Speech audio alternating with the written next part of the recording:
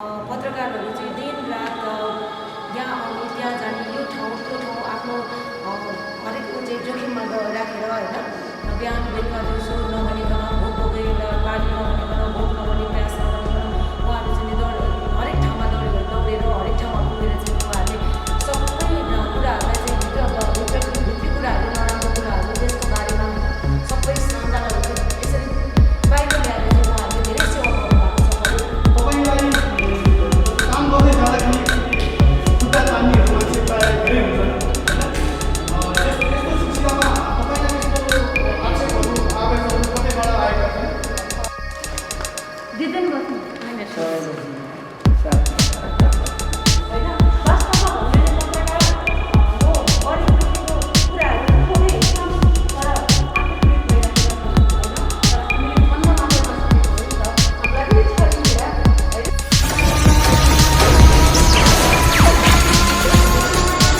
RS media प्राली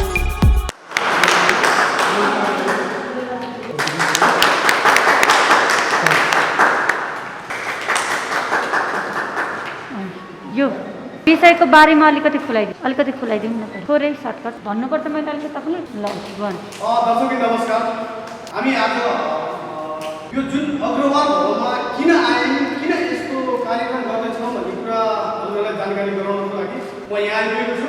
हाम्रो मोनिका बस्नेत जो समाजसेवी लामो समयदेखि समाजसेवा गरेर हिँडिरहनु भएको छ, उहाँले चाहिँ अहिलेको परिवेशमा यो कोभिडको बेलामा कसले खाना पाएको छैन, कसको चुलो बलेको छैन, को कसरी छटपटाइरहेको छ भन्ने विभिन्न उथल खोज खबरमा जाँदा उहाँले चाहिँ पत्रकारहरू पनि पत्रकार आफ्नो पत्रकारिता गरेको काममा उहाँले चाहिँ खाना नपाएको पत्रकारहरू पाएँ मैले भनेर उहाँले खबर गर्नुभयो र उहाँले चाहिँ हामीलाई खबर गर्नुभयो कि पत्रकारहरूले चाहिँ अहिले खानाको लागि अभाव छ भनेर जुन सोचले उहाँले आज पत्रकारहरूलाई यो खाद्यान्न दिन्छु भनेर उहाँले चाहिँ यो अग्रवाल भवनमा आउनुभयो र हामीले आज खाद्यान्न वितरण गर्नको लागि उहाँको तर्फबाट उहाँको समाजसेवी उहाँ जो लामो समयदेखि समाजसेवा गरिरहेको छ उहाँले चाहिँ अब म उहाँहरूलाई चाहिँ खाद्यान्न दिन्छु भनेर भन्दाखेरि यो अग्रवाल भवनमा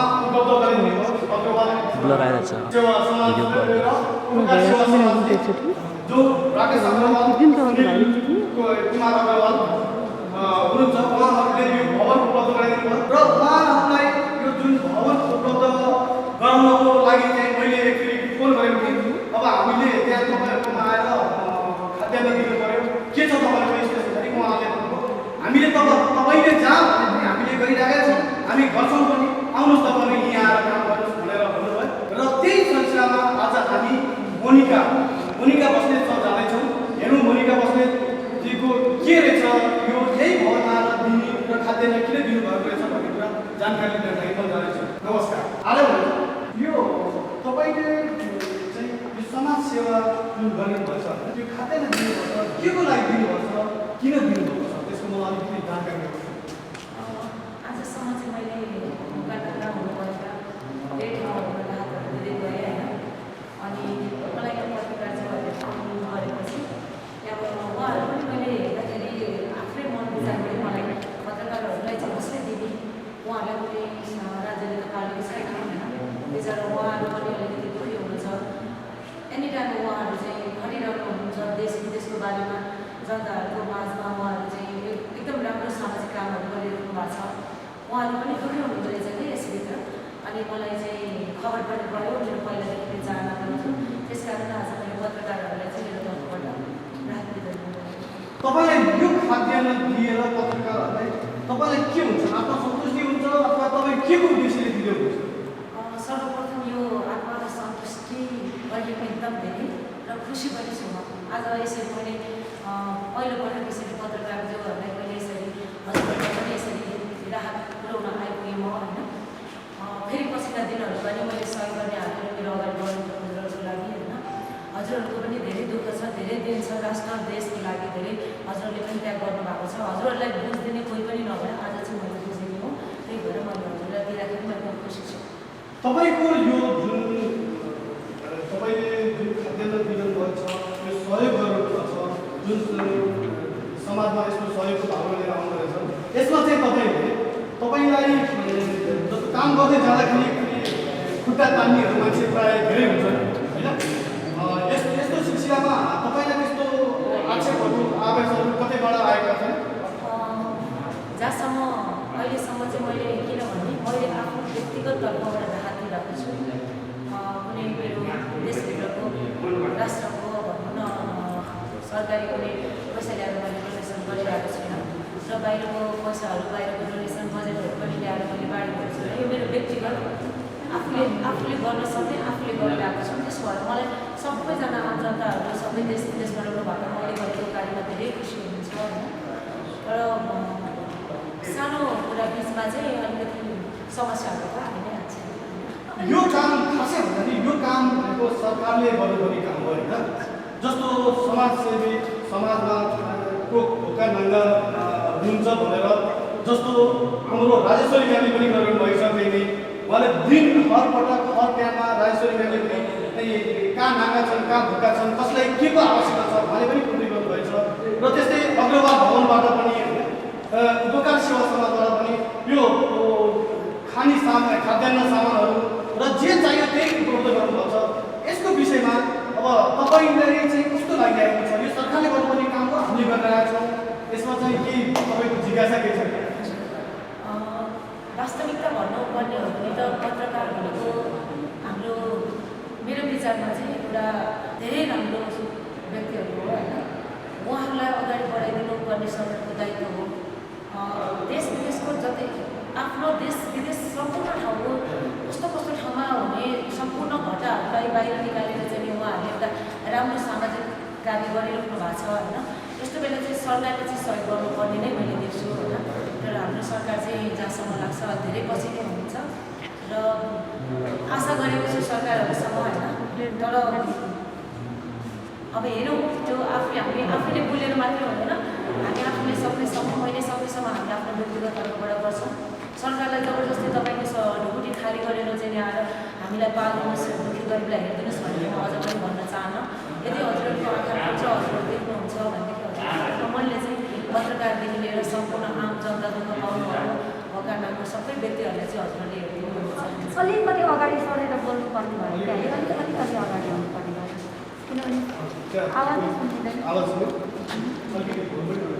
अलिकति चाहिँ आउनु सबैजना क्यामेरा। नमस्कार मालिका जी, मैले पनि यो विषयमा दिशा कुरा गर्न चाहने हजुरसँग। हजुरले आज समाजसेवा गर्दै गर्दाखेरि हजुर त मैले फर्स्ट टाइममा भेटिरहेको छु होइन। जुन आज यो अग्रवाल भवनमा आएर एउटा पत्रकारलाई सम्झिनु भएको छ हजुरले होइन। वास्तवमा भन्यो भने पत्रकार हो गरिब दुःखीको कुराहरू खुवाउँदै हिँड्छन् तर आफै पीडित भइराखेका छन् होइन। तर हामीले भन्न मात्रै नसकेको हो नि त, हामीलाई पनि छ नि पीडा होइन, भन्न मात्रै नसकेको। र आज हजुरले पत्रकारलाई यसरी कसरी हजुरको मनमा आएर र पत्रकारलाई सम्झिनु भयो त? मैले अघि पनि मैले उहाँ सरलाई पनि भने मेरो पहिलेदेखिको चाहना म बुझिरहेको थिएँ। पत्रकारहरू चाहिँ दिन रात यहाँ आउने त्यहाँ जाने यो ठाउँ त्यो ठाउँ आफ्नो हरेक चाहिँ जोखिममा राखेर होइन। बिहान बेलुका दिउँसो नभनिकन भोक भोकै एउटा पानी नभनिकन भोक नभने प्यास नभनिकन उहाँहरू चाहिँ हरेक ठाउँमा दौडेर हरेक ठाउँमा पुगेर चाहिँ उहाँहरूले सबै कुराहरूलाई चाहिँ भित्री कुराहरू नराम्रो कुराहरू देशको बारेमा होइन सबै सन्तानहरू चाहिँ यसरी बाहिर ल्याएर चाहिँ उहाँहरूले धेरै सेवा गर्नुभएको छ पत्रकारज्यूहरूले होइन। सायद उहाँहरूले सबै भित्री कुराहरूलाई यसरी बाहिर निकालेर अगाडि यसरी सबै पर्दाफास नगर्नु भने हाम्रो देश अझै कहाँबाट कहाँ सकिसक्यो होइन। जस नराम्रो कुराहरूलाई सबै घटनादेखि लिएर सबै एकदम उहाँहरूले यति मेहनत गर्नुभएको छ होइन। उहाँहरूलाई कसले खान दिने त? उहाँहरूको चाहिँ को छ त? उहाँको मनमा कसले बुझिदिने त? उहाँहरूलाई चाहिँ कसले हेल्प गर्ने त होइन? त्यो चाहिँ मैले यसरी पत्रकारहरूको चाहिँ को हुन्छ त? उहाँहरूको को फ्यामिली घरमा छोराछोरी सबै छोडेर उहाँहरू दिन रात लागि परेर पानी धुलो केही नभनिकन दौडिराख्नु भएको छ होइन। त्यसले गर्दा यसभित्र पनि उहाँहरू कति धेरै गरिबै हुनुहुन्छ रहेछ होइन। अनि मलाई पहिलेदेखि मेरो आफ्नो व्यक्तिगत चाहना कि म पत्रकारहरूलाई पनि म गर्छु भन्ने मेरो थियो र आज म गर्न पाउँदा एकदम धेरै खुसी छु। आगामी दिन पछाडि पनि म पत्रकारहरूलाई धेरै सपोर्ट गर्नेछु। मेरो तर्फबाट। पक्कै पनि मोनिकाजीले सम्झिँदाखेरि कता कता मेरो पनि एकदमै मनको भर आयो कि भक्कानिएर आयो, किनकि हो पीडित सबै छ। आज पत्रकार भन्ने बित्तिकै कुनै बाबुबाजेको सम्पत्ति भव्य सम्पत्ति हुन्थ्यो भने सायद यो पत्रकारितामा लागेर क्यामेरा बोकेर सायद हुन्थेन होला। तर केही आफ्नो दुःख, केही व्यथा, धेरै कुरा यता मेरै कुरा गर्नु छ भने पनि म एउटा एक क्यामेरामा भन्न चाहन्छु, म एउटा मिटर ब्याजमा फसेर मेरो सम्पूर्ण डुबेर सम्पूर्ण सकिएर साजिसपूर्ण मेरो श्रीमानको एक्सिडेन्ट पनि गराइदिएर श्रीमानको डेट भइसकेपछि म यो क्षेत्रमा लागेको मान्छे हो। तर म पनि त पीडित छु नि। आज हजुरले यसरी सम्झिनु भयो मलाई, र मलाई नभनौँ न है पत्रकारलाई सम्झिनु भयो, र यो अग्रवाल भवनमा आएर हामीलाई यति गरिदिनु भयो, हामीलाई लाग्छ। सम्झिनु नै ठुलो कुरा हो होइन, हामीप्रति ध्यान दिनु नै ठुलो कुरा हो। कतिपय मान्छेहरूले पत्रकार यस्तो उस्तो युट्युबे ह्यान त्यान भन्छन् भने होइन, तर हामीले जानी कुनै कुरा त पीडित पछिको सुन्नुपर्ने हुन्छ। तपाईँ गलत, उहाँ गलत छुट्याउन गाह्रो हुन्छ सुरुवातमा, किनकि दुईजनै पीडित भनेर कुरा सुनाइराखेको हुन्छ, छुट्याउन गाह्रो हुन्छ। कति हामीले त्यसलाई छानबिन गरेर हामी कुनै न्याय दिस्ता होइन, तर पनि जनतामा हामीले कुरा गर्ने कोसिस गर्छौँ र जनताले चाहिँ त्यसको छानबिन गर्नुहुन्छ, कमेन्टमा हामीलाई छानबिन गर्नुहुन्छ। धेरै खुसी छु। आज पत्रकारलाई हजुरले के ल्याउनु भएको छ त? आज मैले चामल, हजुर नुन, दाल, तेल ल्याइदिएको छु। एकदमै यो दिनुभयो, धेरै राम्रो। पनि भन्न चाहन्छु भने आज हामी कीर्तिपुर हस्पिटल गएर आएका थियौँ, जुन गोमा टिबिसिनाको एउटा एकदमै जटिल केस लिएर आएका छौँ हामीले। उहाँ उपचारको अभावले भएको घर, खेत, गाडी सबै सकिसक्यो, तर डक्टरले बाँच्छ भनिसकेपछि मान्छेलाई आश लाग्छ। आश लागिसकेपछि हामीलाई खबर आयो, त्यहाँ पुग्यो। त्यहाँ जाने क्रममा मैले धेरैजना पत्रकारहरूलाई फोन गरेँ, तर यति कुरा हामीले के नगरौँ भने म यसै मात्र भन्न चाहन्छु, केही हुँदैन भनेर पत्रकार भ्युजको पछि नदौडिनुहोस् है। दुःखी गरिबको कुरा उठाउन हिँड्नुहोस्। दुःखी गरिबको भ्युजले हामीलाई केही गर्दैन।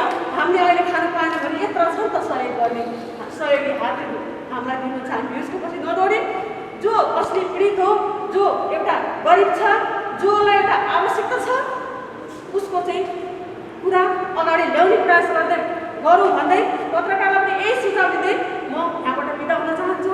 हस् त, धन्यवाद। मेरो एउटा सानो जिज्ञासा छ मोनिका दिदीलाई होइन। मोनिका दिदीले यसरी समाजसेवा गरिरहँदाखेरि अहिले जुन फ्रन्टलाइनमै हिँडिरहने पत्रकारहरूको लागि भनेर यसरी रासनहरू जुन राहत वितरण गर्दै हुनुहुन्छ, त्यो गरिरहँदा एक पक्षतिर एकतर्फीतिर धेरै क्वेसनहरू आउने हुन्छ नि, यो दिदीले यसरी कसरी सहयोग गरिरह होला व्यक्तिगत तर्फबाट भनेर अघि भनिरहनु भएको छ। त्यसको लागि स्रोत साधनहरू के होला, त्यो पनि आम नागरिकले जान्न चाहन्छन्, त्यो एकचोटि खुलाइदिनुहोस् न दिदी। मेरो कस्तो भन्दाखेरि मेरो आफ्नो खुसी हो, मेरो विचार हो। मैले समाजसेवा गर्नु भनेको मैले अहिले मात्र होइन, योभन्दा 7-8 वर्षदेखि नै मैले समाजसेवा गरिरहेको छु। र यहाँ पत्रकारहरू भट्यामा आइपुग्नुभन्दा पनि मैले लगभग 300जना जतिलाई मैले राहत वितरण गरिसकेँ अहिलेसम्म होइन। र अन्तिममा चाहिँ मैले हजुरहरूको धेरै यो दुःख देखेर आइपुगेको हो यहाँसम्म। यसमा जहाँसम्म मलाई त्यस्तो दुःखी नै छुइनँ, म एकदम खुसी छु कि म। हजुर, हस्, धन्यवाद, धेरै धेरै धन्यवाद। साथमा अग्रवाल भवन उपलब्ध गराइदिएर हामीले कहाँ लगेर गर्ने, के गर्ने भन्ने एउटा भइरहेको छ। त्यही समयमा चाहिँ अग्रवाल भवन जुन राजन राईको तर्फबाट यहाँ उपलब्ध गराइदिनु भएको छ, यस्तो किसिमको कामहरू तपाईँहरूले अगाडि पनि गरिरहनु भएको छ। म पनि यहाँ प्याकमा आइरहेको छु। यसबारे जुन मोनिका दिदीले यो राहत वितरण पत्रकारहरूको लागि गर्नुभयो, तपाईँ के भन्न चाहनुहुन्छ? आफ्नो नाम भन्नुहोस्। मेरो नाम चाहिँ म्याम सुरत, म चाहिँ यताको जेनरल सेक्रेटरीज्यूको छोरा हुनाले अलिकति यो कमिटीलाई सपोर्ट गर्न उहाँको सहयोग। विगतमा पनि हामीले तपाईँको शिवरात्रिदेखि कुनै पनि तपाईँको भूकम्पदेखि हाम्रो पीडितहरूलाई शब्द हामी सबै ठाउँबाट हामीले के राहत दिन सक्छौँ पुऱ्याउँदैछौँ। अनि यो सेकेन्ड वेभको बेलामा पनि हामीले लगभग 200 घरमा तपाईँको काभ्रे जिल्लामा गएर हामीले वितरण गरेको थियौँ खाद्यान्नको आइटमहरू। अनि यता हामीले क्वारेन्टाइनको पनि फेसिलिटीहरू दिएको छौँ र तपाईँको 100वटा बेड हालेर तपाईँको क्वारेन्टाइन अथवा आइसोलेसनको सर्भिसहरू गर्छ। हजुर, विशेष गरेर आज यो मोनिका दिदीले जुन फ्रन्ट लाइनका पत्रकारहरूलाई यसरी वितरण गर्दै हुनुहुन्छ जुन रासनहरू, त्यसको बारेमा मोनिका दिदीले के भन्न चाहनुहुन्छ? तपाईँको ठाउँमा आएर गर्नुभएको अब जुन हामीले तपाईँको कार्यक्रम वितरण गर्ने बेलामा हाम्रो जति पनि साथीभाइहरू छ पत्रिका अथवा अनलाइन मिडियाहरू हामीसँगै उहाँहरूको मेहनत हामीले आफ्नै आफूबाट हेर्नु पर्यो कि उहाँको अन्त जोडी छैन, तर पनि उहाँहरूले कभरेज दिनलाई र राहत पुर्याउनलाई हामीलाई सहयोग गर्दाखेरि तपाईँको 3-4 घन्टा आफ्नो टाइम दिएर टाढासम्म पुगेर कुन पसिना बगाएर सबै काम गर्नु। त्यो हुनाले आज मोनिका दिदीले तपाईँको यता वितरण गर्नुहुन्छ त्यो हेरेर धन्यवाद तपाईँलाई धेरै धेरै। यसैबिच हामी बिच अहिले समाजसेवी राजेश्वरी श्रेष्ठ पनि हुनुहुन्छ, उहाँसँग पनि हामी केही कुराकानी गर्नेछौँ। जस्तो समाजसेवीले एउटा समाजसेवीले गरिरहेको कार्यहरू अर्को समाजसेवीले हेरिरहँदा कस्तो लाग्दो रहेछ? यो हामीले पक्कै पनि नेपाल सरकारको दायित्व कस्तो होइन, तर नेपाल सरकारले नगरी के गर्नु? छौँ त हामी सबै यति धेरै जनता हामीले गर्छौँ, हामी लाग्छौँ भन्ने चाहिँ एउटा अभियान छ। हामी यसरी जानेमा चाहिँ मलाई के लाग्यो भन्दाखेरि 2072 सालदेखि त्योभन्दा अगाडि पनि म गर्छु, तर यो अहिले हाम्रो विशेष मोनिका बहिनीले चाहिँ फोकस द्याट भनेर जुन उहाँले चाहिँ पत्रिका माध्यमलाई चाहिँ हो उहाँहरू चाहिँ रात दिन आँधी बेली धुवा केही नबनी भएको छ त, पक्कै उहाँहरू पनि भोकै हुनुहुन्छ भन्ने सोचले आज दिनुभयो। म धेरै भन्दिनँ, हामी छौँ, हाम्रो अग्रवाल बगर हुनुहुन्छ, उपकार हुन्छ, सबैजना हुनुहुन्छ, यसरी समिति लाग्छौँ। नेपाल सरकार नभएर के भयो त, छौँ नि हामी लाग्छौँ, हामीलाई काम गर्न दिनुहोस्, जनताको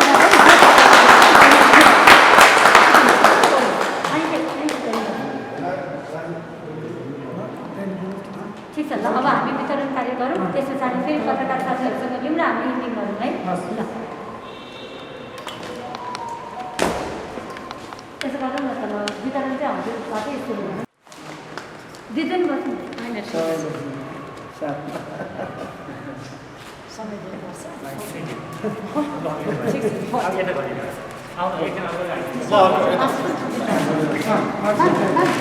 दिदी अलिकति आज